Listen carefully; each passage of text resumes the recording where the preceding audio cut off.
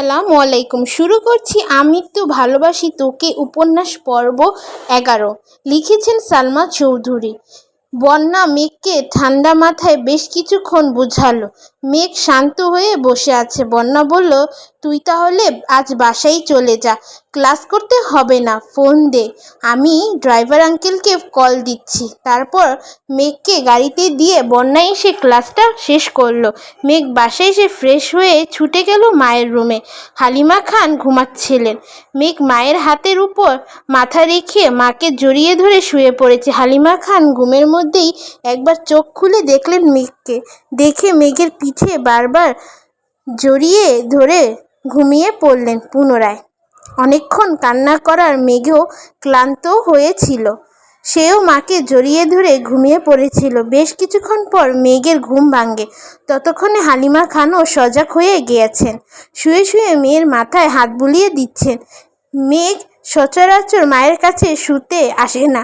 যখন খুব বেশি মন খারাপ থাকে তখনই আসে। পর মেঘের ঘুম ভাঙতে হালিমা খান বললেন, তোর কি শরীর খারাপ মা? মেঘ মাথা নাড়িয়ে না করল।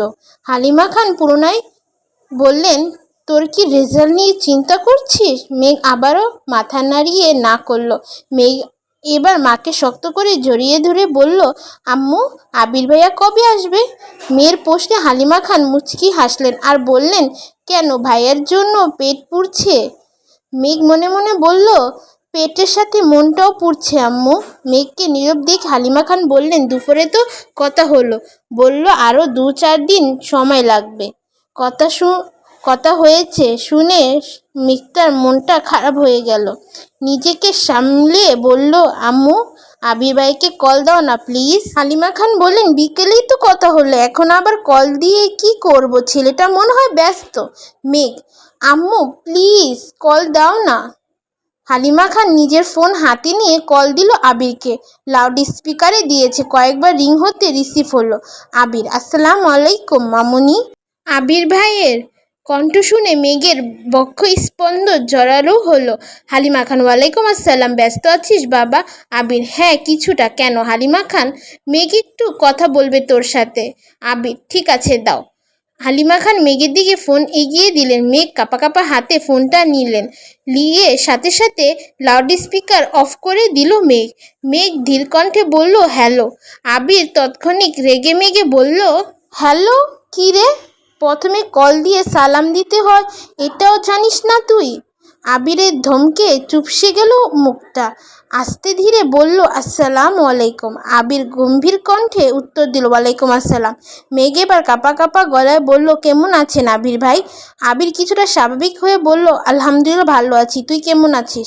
মেঘ দীর্ঘশ্বাস ফেলে উত্তর দিল, আলহামদুলিল্লাহ। দুজনে কয়েক সেকেন্ড নীরবতা পালন করলো। আবির নীরবতা ভেঙে রাশভারী কণ্ঠে বলল, তোর ফোন দিয়ে কল দিতে পারিস না? মামুনির ফোন থেকে দিতে হলো কেন? মুখের উপর মেঘ বলে ফেলল, আপনার নাম্বার নাই আমার কাছে। আবির এবার দীর্ঘশ্বাস ফেলল, গভীর কণ্ঠে বলল, আচ্ছা রাখি, ব্যস্ত আছি আমি। এই বলে কল কেটে দিল। মেঘ আহমকের মতো ফোনের দিকে তাকিয়ে রইল। বুঝে উঠতে পারল না ব্যাপারটা কি। আবির ভাইয়ের নাম্বার নেই এই কথা শুনে রেখে দিল, নাকি সত্যিই ব্যস্ত, এ ভেবে পারছে না অষ্টদশী। ফোনের স্ক্রিন ভেসে আছে আবিরের নামে সেভ করা নাম্বারটা। মেঘ মনে মনে নাম্বারটা মুখস্থ করতে ব্যস্ত হলো। তারপর মাকে ফোন দিয়ে নিজের রুমে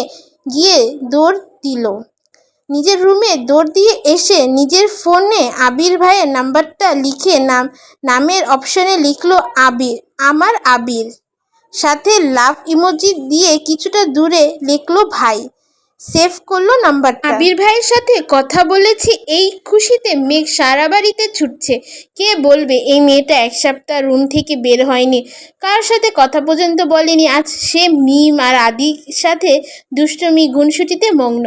মিম আর আদিও যেন আপুকে এভাবে পেয়ে বড্ড খুশি। হঠাৎ করে জান্নাত আপু বাড়িতে ঢুকলো। মেঘকে এত হাসি খুশি দেখে জান্নাত আপুও খুশি হলো। কারণ এই 1 সপ্তাহ জান্নাত আপু যতদিন এসেছে প্রতিদিনই মেঘ মনমরা হয়ে বসে থাকতো। পড়া ধরলে পারলে বলে, না পারলে চুপ হয়ে থাকতো। আপু বুঝালেও সাড়া নেই, বুঝছে কি না তাও ঠিকমতো বলতো না। জান্নাত আপু কম করে হলেও 20 বারের বেশি জিজ্ঞেস করেছে, মেঘ তোমার কি হয়েছে বলো আমাকে। মেঘ কিছুই বলে না। এতে জান্নাত আপু চিন্তিত ছিল। উনি নিজেই থেকেই অনেক বুঝিয়েছেন মেঘকে, রেজাল্ট নিয়ে যেন চিন্তা না করে, অ্যাডমিশন টেস্ট নিয়ে যেন না ভাবে। কিন্তু মেঘ এইসবে কোনো সাড়া দেয়নি। তাই আজ মেঘকে খুশি দেখে জান্নাত আপুর মুখে একটা হাসি ফুটে উঠেছে। জান্নাত আপু ডাকলো, মেঘ। সোফায় বসা মেঘ পিছনে ফিরে তাকিয়ে জান্নাত আপুকে দেখে ছুটে আসে। মেঘ, আপু কেমন আছো? জান্নাত, আলহামদুলিল্লাহ ভালো আছি। তুমি কেমন আছো? মেঘ, আলহামদুলিল্লাহ ভালো। আপু তুমি একটু বসো, আমি রুম থেকে বই খাতা নিয়ে আসছি বলি সিঁড়ি দিয়ে ছুটতে রুমের দিকে যায়।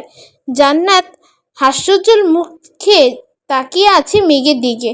সত্যি বলতে ছটফটে স্বভাবের মেয়েরা হঠাৎ করে শান্ত হয়ে গেল সবার নজরে পড়ে যায়। মেঘের ক্ষেত্রেও ঠিক তেমনটাই হয়েছে। জান্নাত আপুর পড়ায় মেঘের সম্পূর্ণ মনোযোগ আছে। আজকে পড়ানোর আগে সব বুঝিয়ে ফেলেছে। জান্নাত আপু পড়িয়ে যাওয়ার পর আরও 1-2 ঘন্টা মিম আর আদির সাথে আড্ডা দিয়েছে মেঘ। নিজেও পড়েছে, না ওদেরও কেউকে পড়তে দিয়েছে। এতে অবশ্য মা কাকি কিছুই বলেনি। মেয়েটা যে খুশি আছে এতেই সবার ভালো লাগছে। মোজাম্মেল খান আর আলী আহমদ খান বাসায় ফিরেছেন কিছুক্ষণ আগে। ফ্রেশ হয়ে খেতে বসেছেন। মেঘও আজ সবার সাথে খেতে বসেছে।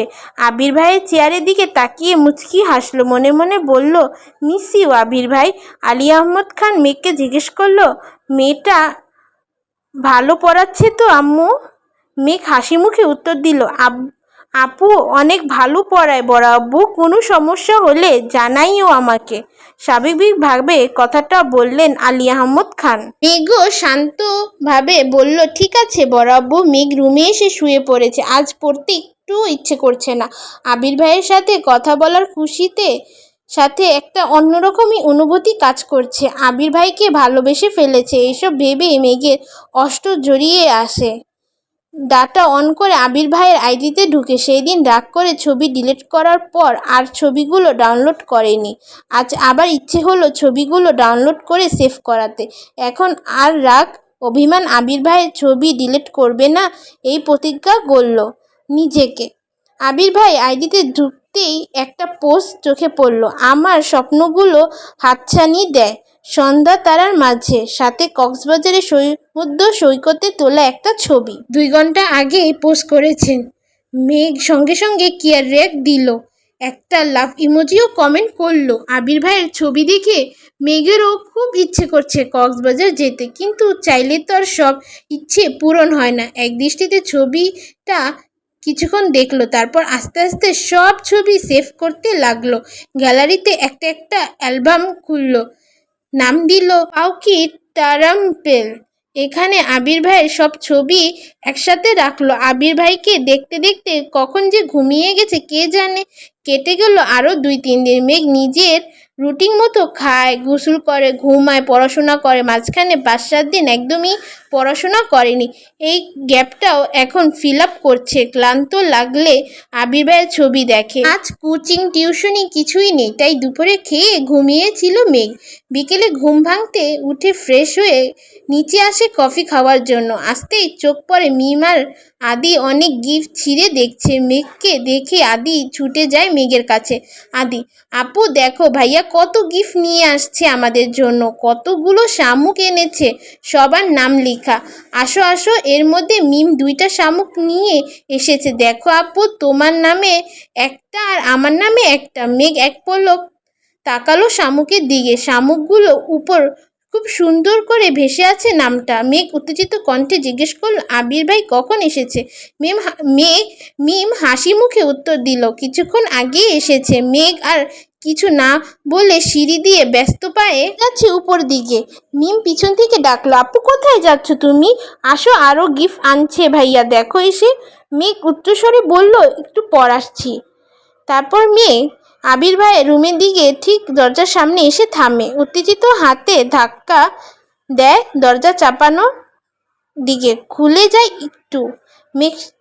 আবির শাওয়ার শেষ করে কোমরের টাওয়াল জড়িয়ে উন্মুক্ত শরীরে ওয়াশরুম থেকে বের হয়েছে মাত্র। সারা শরীরে বিন্দু বিন্দু পানিতে ছিটছিট করছে।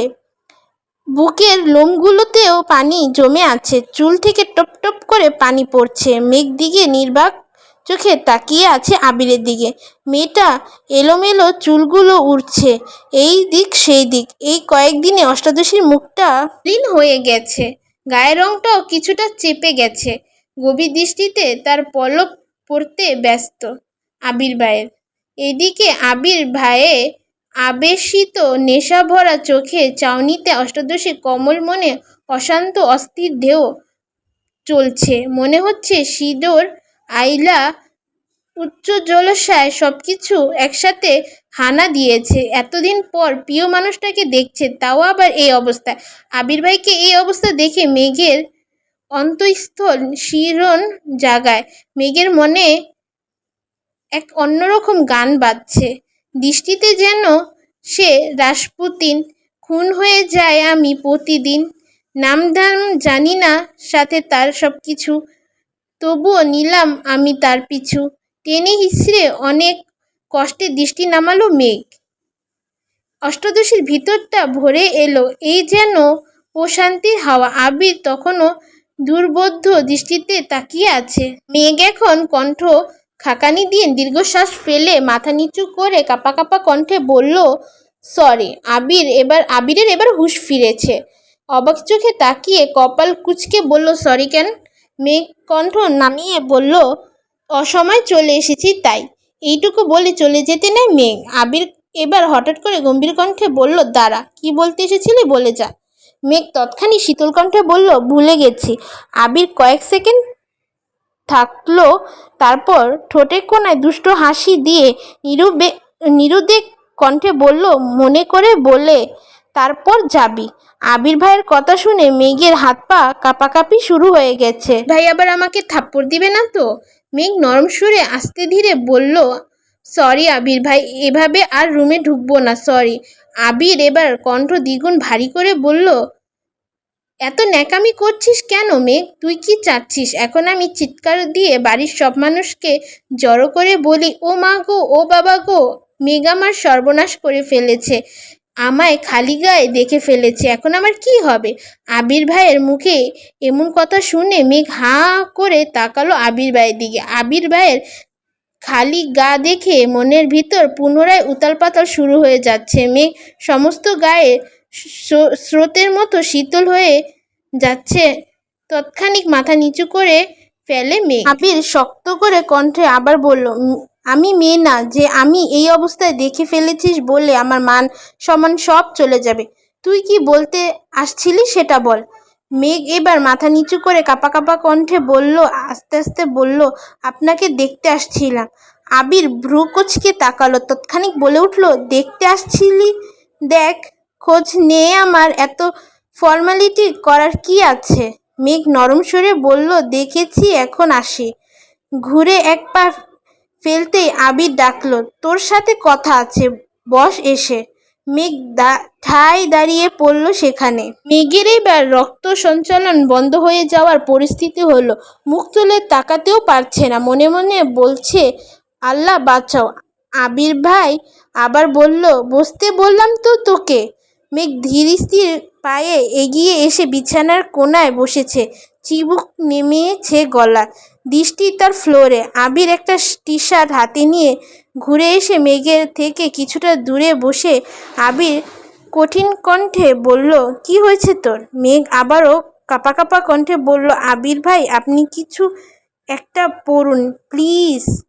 আবির মুচকি হেসে ভেজা শরীর হাতে গাঞ্জিটা পরে নিল আর বলল, এবার শান্তি হয়েছে, এখন বল কি হয়েছে তোর। মেঘ চিবুক নামিয়ে শীতল কণ্ঠে উত্তর দিল, কিছু হয়নি। তো হয়ে আবির বলল, মেঘ তুই কি ভাবছিস আমরা তোকে মেডিকেলে বিক্রি করে দেব? মেঘের মুখটা আরও ছোট হয়ে গেল, চোখগুলো নিবু নিবু করে তাকালো আবিরের দিকে, পাতলা স্বরে বলে উঠল, কেন, আমি কি করেছি? আবির এবার মেঘকে দিকে তাকিয়ে বলল, এই যে তুই ঠিকমতো খাস না, দিনকে দিন কঙ্কালের মতো হইতাছস, তোকে এই বাড়িতে রাখার থেকে মেডিকেলে রাখলে বেশি কাজে দেবে। কণ্ঠেও ভিজে এলো মেঘের, নেত্র টলমলো করছে, কাঁপা কাঁপায় বলল, খাই তো আমি। আবির এবার সরু নেত্রে তাকালো মেঘের চোখের দিকে। নেত্রযুগল টইটুম্বুর হয়ে আছে, পলক পড়লেই পানি গড়িয়ে পড়বে গাল বেয়ে। আবির দীর্ঘশ্বাস ফেলে বলা শুরু করলো, তুই তো এই কয়দিন ঠিক মতো খাসনি, আর তুই ঠিক মতো কোনো কাজও করিসনি। খাওয়া আর ঘুম যে ঠিক মতো করিসনি তা তোকে দেখলেই বোঝা যাচ্ছে।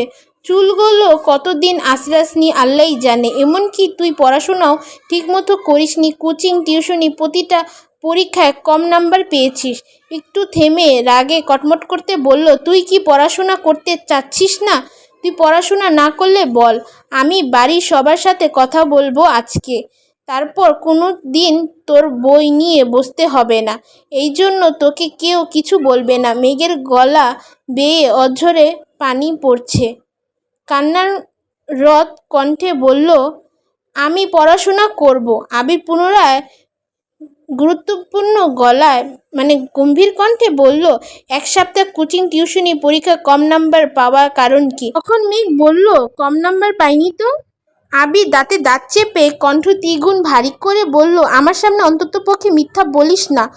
প্রতিটা 30 মার্ক পরীক্ষায় তুই 12, 15, 20 পেয়েছিস। এগুলো কি খারাপ মার্ক নয়? এই মার্ক পেলে তুই জীবনও চান্স পাবি না। মেঘ আচমকা আবির ভাইয়ের দিকে তাকায়, আওয়াজবিহীন কান্না গাল বেয়ে গলায় এসেছে অশ্রু ভেজা কণ্ঠে অবাক চোখে তাকিয়ে বলল, আপনি কিভাবে জানলেন? আবির উত্তেজিত ভঙ্গিতে তাকিয়ে আছে অষ্টাদশীর প্রাণে, শক্ত কণ্ঠে বলল, মেঘ, আমি তোকে ছাড় দিয়েছি, ছেড়ে দেইনি। তুই কি ভাবছিস তোর কোনো খবর আমার কাছে নাই? তোর কোচিংয়ের পরিচালক আমার স্কুল ফ্রেন্ড। তাছাড়াও তোর নাম্বারের পাশে গার্ডিয়ানের যে নাম্বারটা দেওয়া কোচিংয়ে, সেটাও আমার নাম্বার। তুই পরীক্ষায় কত পাস, তোর কবে কি পরীক্ষা, সব মেসেজ যেমন তোর কাছে ঠিক তেমনি আমার কাছেও আসে। তোর টিউশনের স্যারও আমার পরিচিত। তুই যেদিকে পা দিবি সবটাই আমার দখলে। তাই মিথ্যা বলার কোনো কিছুই লুকানোর চেষ্টা করিস না তুই। মেঘ আহম্মকের মতো তাকিয়ে কথাগুলো শুনল। ধুরু ধুরু বুকটা কাঁপছে। চোখ দুটো লম্বা চওড়া, মানুষটা মুখের দিকে তাকিয়ে আছে। কান্না থেমে গেছে, গালে পানির দাগ স্পষ্ট। আবির ভাই কয়েক মুহূর্ত চোখাচোখি হলো দুজনে। শেষমেশ আবির ভাই দৃষ্টি ফেরালো। মেঘ আর কিছু বলার ভাষা খুঁজে পাচ্ছে না, চুপচাপ পা বাড়ায় দরজার দিকে। আবির ডাকে, দাঁড়া। মেঘের পা কাঁপছে। আবির হাতে একটা শপিং ব্যাগ নিয়ে আসলো মেঘের কাছে। আবির ভাই কাছাকাছি আসতে নাকে লাগলো চিরচেনা পরিচিত গন্ধটা। মাত্র শাওয়ার নেওয়া সেই গন্ধটা যেন অন্যরকম সুন্দর লাগছিল। আবির ভাই শপিং ব্যাগ এগিয়ে দিল মেঘের দিকে আর বলল, এগুলো তোর। আর আজকের পর পরীক্ষা, পড়াশোনা, নিজের যত্ন, একটুখানি ত্রুটি যদি আমি দেখি তাহলে আর মুখে কিছু বলবো না। যা এখন। আবির ভাইয়ের ঠান্ডা হুমকিতে মেঘ কেঁপে গেল, আঙ্গুল স্পষ্ট কাঁপছে। কাপা হাতে শপিং ব্যাগটা নিয়ে ছুটল নিজের রুমের দিকে। নিজের রুমে দরজা ঠেলে ভিতরে ঢুকলো। শপিং ব্যাগটা বিছানার পাশে রেখে বিছানা শুয়ে পড়ল মেঘ। শপিং ব্যাগটা খুলে দেখার ইচ্ছাও করছে না। ইচ্ছা থেকেও বড় বিষয়টা হলো সেই শক্তিটাই পাচ্ছে না। বিছানা শুয়ে চোখ বন্ধ করতেই চোখের সামনে ভেসে উঠল আবির ভাইয়ের সে উন্মুক্ত দেহ, গায়ে চিকচিক করতে থাকা বিন্দু বিন্দু পানি, সে ঢালালো চাউনি। অষ্টাদশী হৃদয়ে লাগছে বসন্তের হাওয়া। হৃৎপিণ্ডের কম্পনের মাত্রা এতটাই তীব্র যা সহ করতে না পেরে মেঘ ডান হাতে দিয়ে চেপে ধরেছে, কিন্তু তাতেও যেন কম্পনি থামছে না। চোখ মেলে তাকালো মেঘ। চোখের সামনে যেন আবির ভাইয়ে আছে। চোখ বন্ধ করলো, আবির ভাইকেই দেখছে। চোখ মেলে তাকালেও আবির ভাইকেই দেখছে। আর বারবার মাথা আসছে আবির ভাইয়ের বলা কথাগুলো, মেঘ, তোকে ছাড় দিয়েছে, ছেড়ে দেয়নি। আবার মনে হচ্ছে তুই যেদিকে পা দিবি সবটাই আমার দখলে। এই ভেবে বারবার কেঁপে উঠছে অষ্টাদশী। সাথে অন্যরকম অনুভূতি কাজ করছে। প্রতিটা মেয়ে চায় তার প্রিয়জন তাকে আগলে রাখো, চোখের চোখে রাখো। তেমনি মেঘের কাছে আবির ভাইয়ের প্রিয়জন মানুষ হয়ে উঠেছে। আবির ভাই যদি বোনের নজরেও দেখে, তারপরও তো মেঘের কে নিয়েই ভাবে, এটা ভেবেই মানসিক শান্তি পাচ্ছে মেয়েটা। এভাবেই চলে গেল 30 মিনিটের উপরে। তারপর ঘুমের দেশে তলিয়ে গেল মেঘ। উঠল ঠিক সন্ধ্যা নামার আগে। ফ্রেশ হয়ে এসেছে, শপিং ব্যাগটা টেনে আনলো নিজের কাছে। শপিং ব্যাগটা উল্টে সবগুলো জিনিস বিছানায় উপর ফেলে দিল। অনেকগুলো ছোট ছোট জিনিস এলোমেলো হয়ে পড়ে আছে বিছানার উপর। কমপক্ষে করে হলেও 20-25টা হাতের ব্রেসলেট, মুক্তোর মালা, কানের দুল, অসংখ্য অগণতি। দেখে মনে হচ্ছে উনি বেছে দেখার সময় পাননি, যা পেয়েছেন সব নিয়ে এসেছেন। বড় একটা শামুকে লেখা আছে মাই পুরসুট, আর একটা শামুকে লেখা আছে মাহাদিবা খান মেঘ। এছাড়া অসংখ্য ছোট ছোট শামুক একটা কাচের বয়মে ভরা, যার সবগুলোই আবির নিজের হাতে কুড়িয়ে এনেছে। এগুলো বাদে আরও যা যা সাজানো জিনিস ছিল